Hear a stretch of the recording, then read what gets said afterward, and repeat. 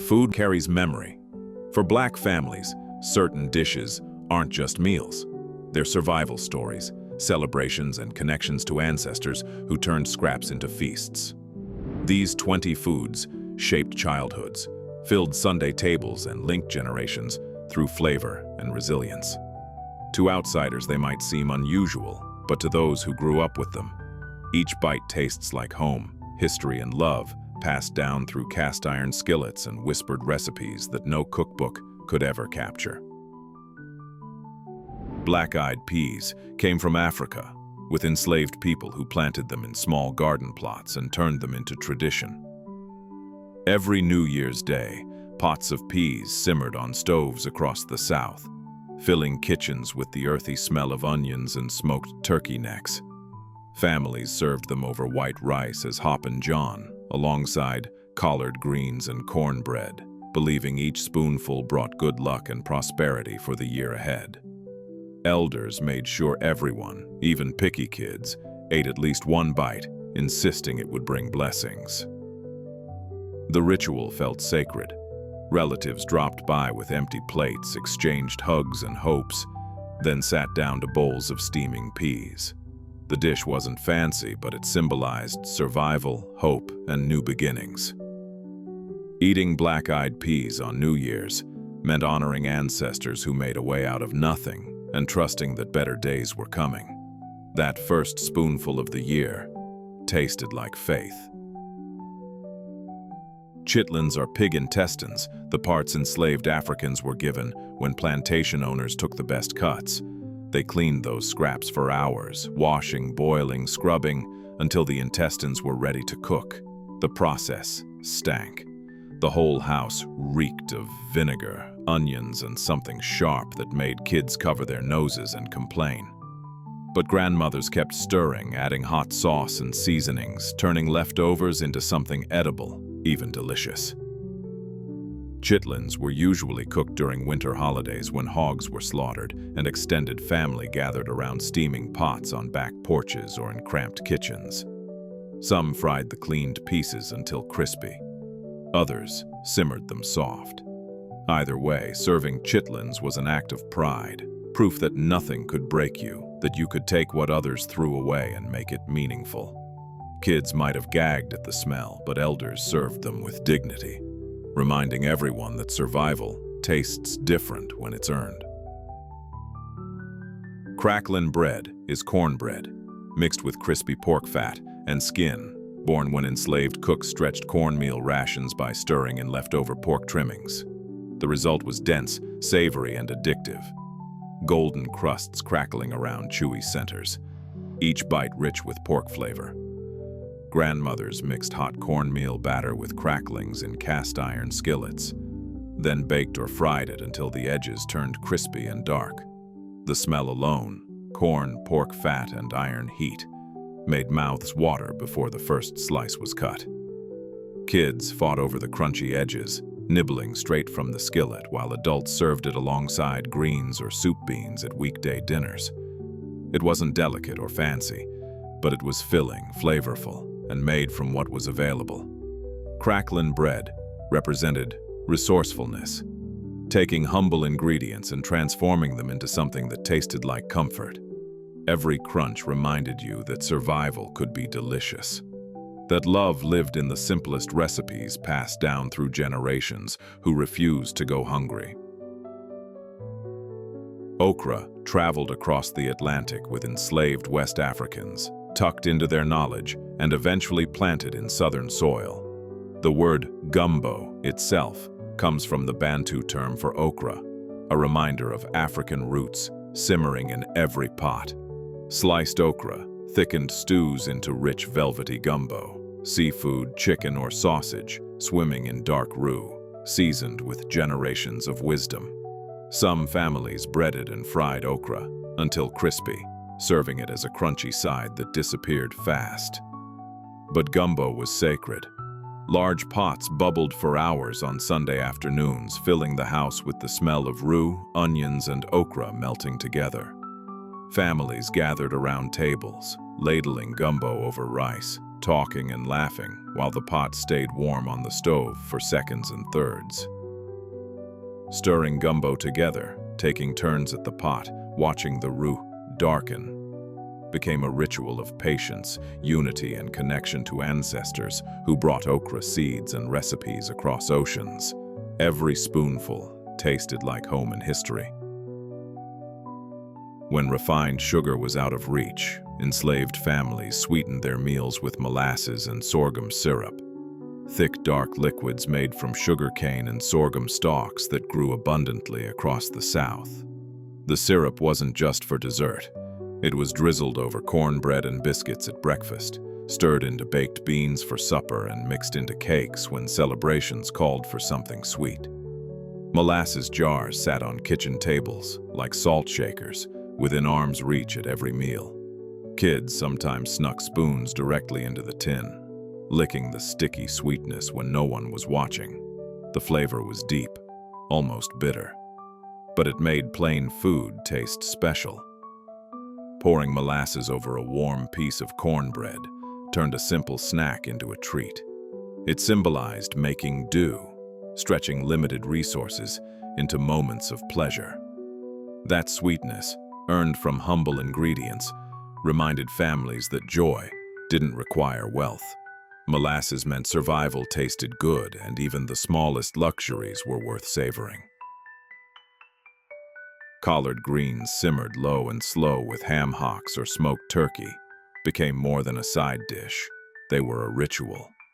Enslaved Africans cooked greens for hours, stretching rations and pulling nutrients from every leaf and bone. The real treasure was potlikker, the savory broth left behind, rich with vitamins and flavor. Families sopped it up with cornbread, treating the liquid like liquid gold. Big pots of greens sat on stoves during Sunday dinners, family reunions, and New Year's meals, steam rising while everyone gathered around. Elders tasted the potlikker first, adjusting seasoning, then passed bowls to the table. Kids dipped cornbread into the broth, learning that nothing should go to waste. Not a drop, not a leaf. The greens themselves were tender, smoky, and satisfying. But potlikker held the soul of the meal. It represented using everything, nourishing the body and spirit, and honoring ancestors who turned scraps into sustenance. Every sip was survival, every bite was love. Sweet potato pie is sacred. When enslaved cooks couldn't access African yams, they adopted local sweet potatoes and turned them into spiced, silky pies that became the centerpiece of Black gatherings. This wasn't pumpkin pie. It was better, richer, and undeniably theirs. Roasted sweet potatoes were mashed with butter, sugar, eggs, and warm spices, like cinnamon and nutmeg, then poured into flaky crusts and baked until golden. Some topped it with toasted marshmallows or meringue, but purists kept it simple. Sweet potato pie appeared at every important moment: funerals, baptisms, weddings, barbecues, Thanksgiving, and Christmas. Only trusted family members were allowed to bake them for big gatherings. Recipes were guarded, techniques passed down in whispers. The smell of sweet potatoes baking filled the house with warmth, signaling that something special was happening. Cutting into a sweet potato pie felt like receiving a hug from an ancestor. Every slice carried love, history, and the knowledge that this pie belonged to a people who survived and celebrated. Macaroni and cheese became soul food royalty, though many don't know it was James Hemings, Thomas Jefferson's enslaved chef, who mastered the dish in France and brought it to America.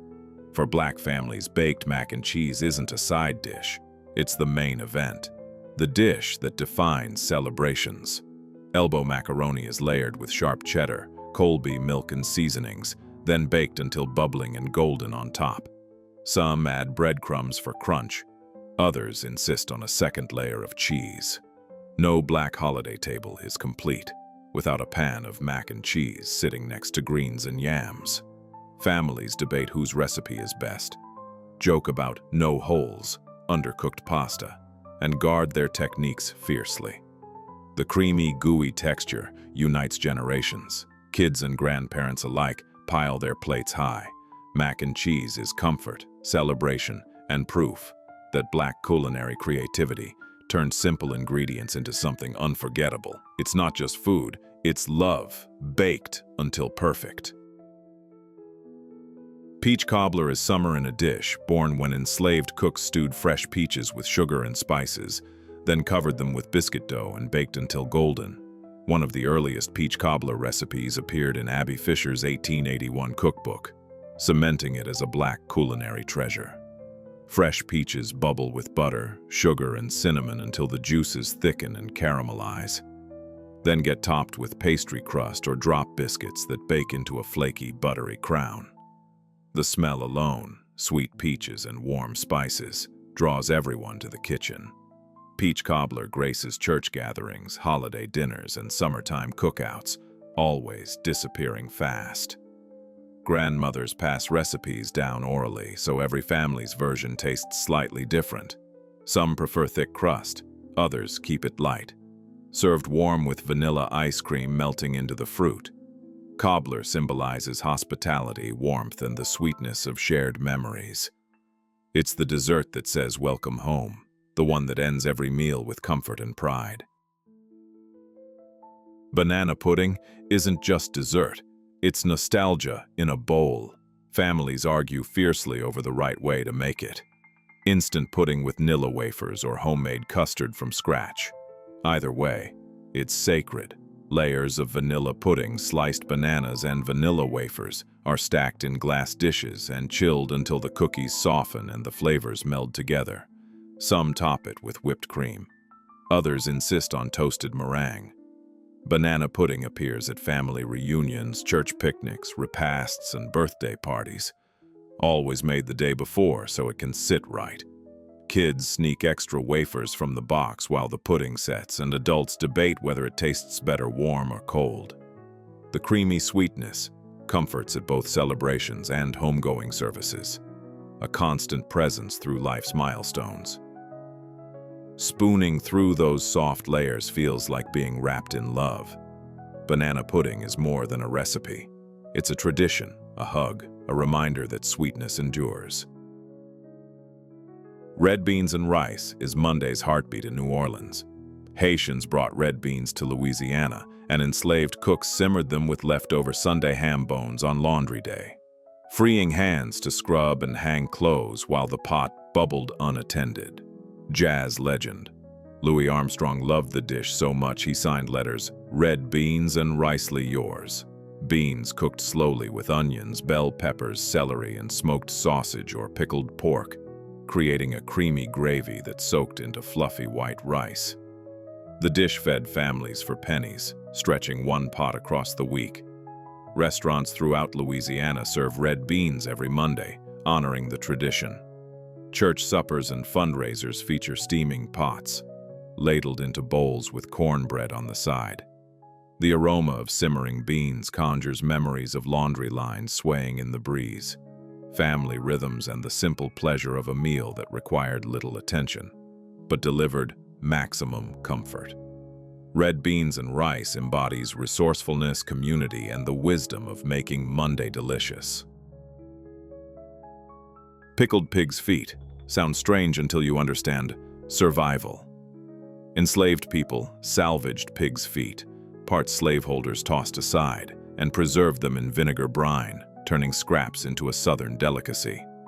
The feet were cleaned, boiled until tender and submerged in tangy vinegar spiked with spices, then refrigerated until the meat gelatinized into chewy, salty bites.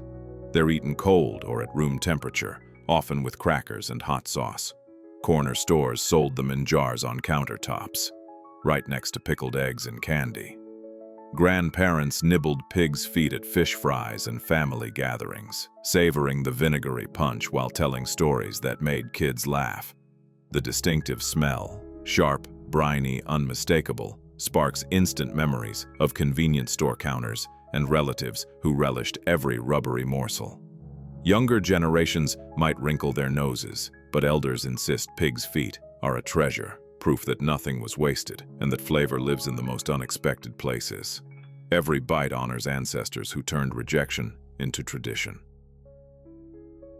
Potlikker is liquid gold, the nutrient-rich broth, left after simmering greens with smoked meat. Historians say enslaved cooks would sneak the liquid home after preparing greens for slaveholders, using it to nourish their own families. It's considered a mother sauce of soul food, the essence of survival and flavor in one bowl. After removing cooked collards and ham hocks, the remaining broth is seasoned and served warm in mugs or bowls, often with cornbread crumbled inside to soak up every drop. Elders insist on Potlikker sipping during collard green meals, especially on New Year's Day, believing it brings health and prosperity. The broth tastes like greens and smoke, distilled into drinkable form, thick with vitamins and history. Drinking Potlikker feels like consuming liquid heritage, something precious that shouldn't be wasted. Kids watched grandparents tilt bowls to their lips, savoring the last bit, and learned that thrift and nourishment are acts of love. Potlikker is proof that the best part of the meal often hides at the bottom.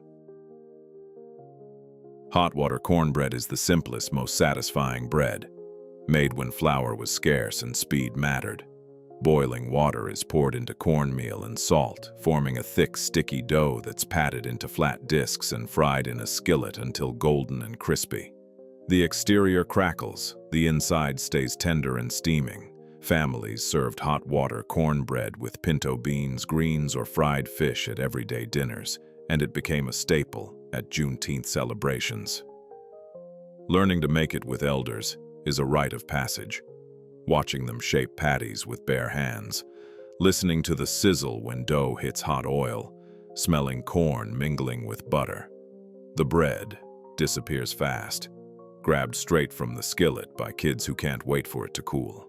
Hot water cornbread represents resourcefulness and tradition, passed down through touch and sound. It's not fancy, but it's perfect. Proof that the best recipes need only a handful of ingredients, a hot skillet, and hands willing to carry on what grandmothers taught. Red drinks are freedom in a cup.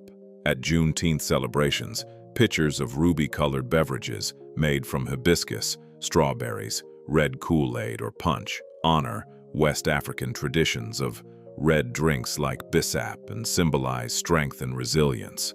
The tradition traveled across the Middle Passage, surviving to mark emancipation. Homemade hibiscus tea is sweetened with sugar and served ice-cold. Berry punch is mixed in large jugs and spiked with citrus or spices for complexity. Some families use red Kool-Aid, simple and sweet, poured into plastic cups at backyard cookouts. Large coolers of red drinks sit alongside barbecue, potato salad, and desserts, sweating in the summer heat. Kids race around with red-stained lips, laughing and dripping punch on their clothes. Elders raise cups in memory of ancestors who survived and tell stories of perseverance under the shade of oak trees. Sipping a cold red drink on Juneteenth isn't just refreshing, it's a toast to freedom, a reminder that celebration and survival are inseparable. Kool-Aid pickles are Delta magic, born when Mississippi kids in the 1940s stuffed pickles with candy and Kool-Aid powder, creating a snack so bizarre it became legendary. Local stores soon sold the brightly colored sweet tart cucumbers to children who couldn't resist. Dill pickles are split and soaked in a mixture of Kool-Aid powder, sugar, and pickle brine until they turn vibrant red or purple and develop a flavor that hits sweet, sour, and salty all at once. Corner stores, swimming pools, concession stands, and ice cream trucks sold them for a few cents. Kids bought them on hot days, biting into the neon-colored pickles with sticky fingers and wide grins. The taste is shocking at first, sweet clashing with dill. But it's addictive, playful, and unmistakably Southern. Parents warned kids not to ruin dinner with the brightly colored treats. But nobody listened. Koolickles represent childhood creativity, summer freedom, and the joy of turning ordinary pickles into candy. Every bite is a memory of Delta summers and the fearless flavor experiments of youth. Ham hocks are the lower joint of a pig's leg, smoked and salted into flavor bombs that transform simple dishes into soul food magic. During slavery, ham hocks were considered undesirable scraps and given to enslaved people, who turned them into treasure by simmering them for hours with greens, beans, and stews. The bone marrow and collagen melted into broths, enriching every pot. Ham hocks buried in collard greens, black-eyed peas, or lentils became the heartbeat of Sunday dinners and holiday gatherings. Some ate the meat straight off the bone, pulling tender bits with their fingers and splashing hot sauce over every bite. The savory scent of ham hocks boiling with vegetables filled kitchens with warmth and anticipation.